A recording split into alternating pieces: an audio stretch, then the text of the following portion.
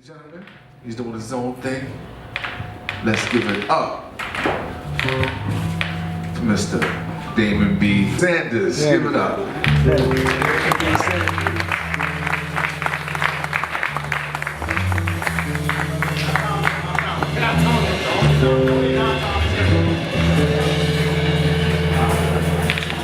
What's good, New Weekend?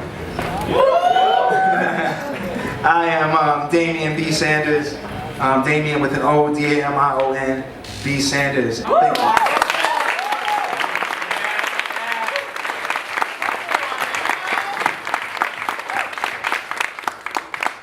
Thank you so much. So I got one more piece and I'll be on my way. This piece is spoken word, and it's one of those things that I feel is like my calling to do. Like just as a man, I feel like I got to talk about stuff that's hard for most men to talk about. It's not like a crowded platform. So this is a poem that I wrote for every little boy that was ever lost on their way to manhood because of a big bad wolf they met in the woods. It'll become clearer what I mean if it's not already.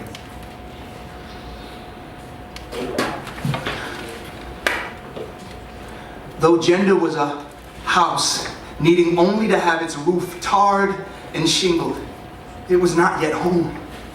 And the thing done left you feeling like you were a boy entitled only. You're only 8 years old, and already you know what salty skin tastes like. You're not allowed to buy tobacco, but that hasn't stopped you from tasting his Pall Malls and the cushions as his weight makes the arm of the couch dig into your ribs at the same time it takes your breath away. You're in the 3rd grade. You just wanted to be Michelangelo. Got your wish granted monkey paw style because now you're just a shell of yourself. You came to him wanting karate lessons. The irony is that from that day forward, you became the only one you ever needed self-defense against. You became the Cobra Kai to your own Daniel-san the moment Mr. Miyagi's black belt hit the floor mat and you don't even want to fight anymore. Besides T-Rexes, sharks, and public urination, you have no idea what being a boy is supposed to feel like, but you're sure as hell it isn't this. You know you're not a girl, however, thanks to your older cousin's colorful magazine collection, but your reflection still confuses you. You are so sure the things that the real boys feel, you cannot relate to. There is no spot on the doll to point to even show them where he touched you. Besides, they're not even looking. You noticed you were naked after being force-fed, pureed, forbidden fruit through grit teeth, and as a result, you've been vomiting notions about who you are ever since. You're not yet 15, but you think that if you can have the right kind of sex quick enough, you can get the stink of him off you. You sit on the bleachers of your life in your Converse, staring at Anthony Pruitt in his Jordans on the ball court. You have no idea who Anthony is, but you know that his face is the master copy of what a dam looks like immediately after it is not given. You don't care if he's right or wrong, you just want to be Anthony, but you don't qualify because everything makes you cry. Everything makes you cry because you are tender from years of inward pulverization. Everything makes you laugh because you desperately need it to. Laughter is the short gust and the thin sail of your sanity, pushing you further from the shore of suicide with every chuckle. You look up and you are 21, attributing your neutered machismo to the reason why girls like you but don't like you. Females were something you always got because you always got them. But in a cruel twist of fate, it kind of feels like you never quite got them. What you do get is what it feels like to be viewed through the eyes of a hungry lion. So during locker room talk, you keep your mouth shut, fearful that if the New York pedosexuals had a locker room, your name would come up more than once in the hail of high fives. You walk with your head, eyes, and shoulders pinned to the ground because you know possum is a posture people never question, and everyone's gaze feels like a black light. The last thing you want is them focusing on you. You are decades away from the day of the happening, yet masculinity still feels like a house of cards that will topple with the right assortment of card, poker, and football-related questions. You blink and you are 35. Still not sure if you don't follow sports because you're not into it, or because ever since boyhood, holding a football has felt the same as lying.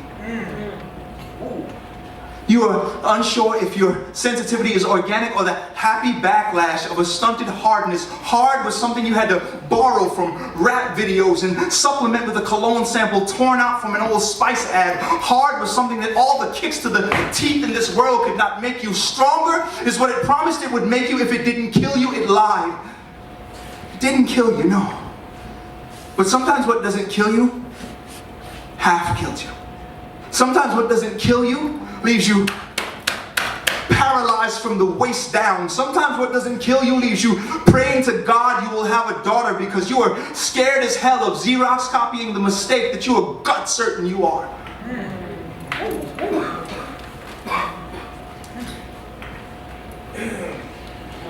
Sometimes. But sometimes backs off. Sometimes you learn to count the seconds it takes for the lung sack of time to fill up again. Sometimes you learn to count the footsteps it takes before sometimes return. The nature of sometimes, it is as inevitable as it is inconsistent. Instead of fearing its inevitability, you can build a new normal in the head start given by its inconsistency. Quick, before sometimes gets back. Open your eyes and see that you became a man the day you realized that nothing with a prostate has ever been harder on you than you have. Sometimes it's at your heels. See yourself as a singing contortionist, one who for years could never quite hit the key of masculinity due to what you thought was laryngitis, but was really just the throat under your foot that had always belonged to you. Not one of the guys? Great! Neither was Prince, Bill Gates, or Einstein. Cross your legs with pride as you nailed together a new normal. Manhood began snowing on you flake by blessed flake, the same day you realized that there are men with fuller beards and deeper voices claiming manhood with a stolen birthright. Your Adam's apple became an Adam's orchard the day you turned around realizing that manhood is facing forward. You grew an instant barrel in your chest the day you realized that forgiveness is the gas that puts as much mileage between you and yesterday as you always wanted. Your jaw was chiseled from a cinder block the day you realized that anything that could be taken away from you was not needed for your journey.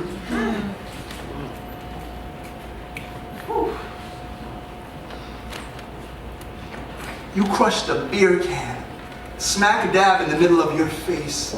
The day you not only gave yourself permission to believe that you are more skin than scars, but that the scars themselves are more valuable than the skin, because scars, unlike skin, have a testimony. Scars have a story. You have a story. That story begins with a lost little boy, and that story only ends the day you stop wishing him away, and the man that he must give himself the permission to become takes him by the hand and leads him home. Thank you.